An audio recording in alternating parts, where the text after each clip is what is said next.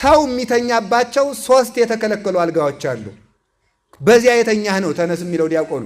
አንደኛው ስንፍና አልጋ ነው። ሁለተኛው የመርሳት አልጋ ነው። ሶስተኛው የኃጢአት አልጋ ነው። እነዚህ ተነሱ ነው። ሕይወታችሁን የረሳችሁ ክርስቶስን የረሳችሁ ሰዎች ተነሱ ማለቱ ነው ዲያቆኑ። የኢትዮጵያ ትንሣኤ የምንለው እሱ ነው። ሰው ሞቱን ረስቶ ሰው እየገደለ ነው። ታሪክ ረስቶ ሰው እያጠፋ ነው። እግዚአብሔር ተረስቶ በዘር እየተባላን ነው መነሳት።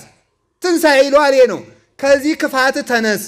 እግዚአብሔርን ከመርሳት፣ ሞትን ከመርሳት፣ ቅዱሳንን ከመርሳት፣ ቤተክርስቲያንን ከመርሳት፣ እዚህ ያለ መርሳት ኃጢአት አልጋ ያላችሁ በንስሐ ተነሱ። በስንፍና አልጋ ያላችሁ በትጋት ተነሱ። ጸልይ ተኝቶ፣ የሚያነብ ተኝቶ፣ የሚያጠና ተኝቶ እንደዚህ አድርጎ ያጠናል። በዚያው መጽሐፉ ይዞት ልም ይላል ማለት ነው። እናንተ በግራም ቀጥ በቀኝም ቀጥ ነው። በመንፈሱም እውቀት የለም፣ በስጋውም እውቀት የለም።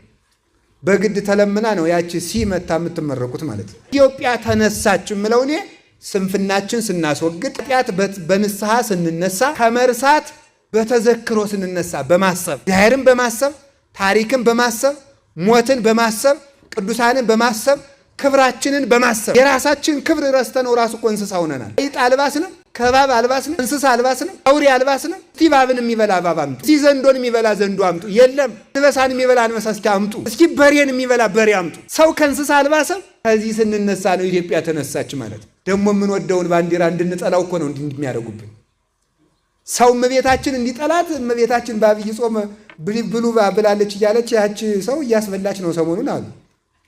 አይደረስ ነው እመቤታችን ብላኛለች እያሉ መነኩሴ እንዲጠላ መነኮሳት እንዲህ ብለዋል ይባላል። ባይታዊ እንዲጠላ ባይታዊ እንዲያደርገ ይባላል። ባንዲራ እንዲጠላ በባንዲራው ስም መጡብን። ካህን እንዲጠላ አይደለ እንዴ? አሁን በከተማ ስትሄዱ እኮ ካህናት እንዲጠሉ ልብሰ ተክህኖ ለብሶ የሚሰክር ሰው ታገኛላችሁ። ያ ሰውዬ ካህን አይደለም። ካህናትን እንድትጠሉ የሚያደርግ የተሐድሶና የፕሮቴስታንት ክንፍ ነው። መጽሐፍ ቅዱስን ራሱ እኮ የሚነግዱበት ከቤተ ክርስቲያን ተቀብለው እኮ ነው።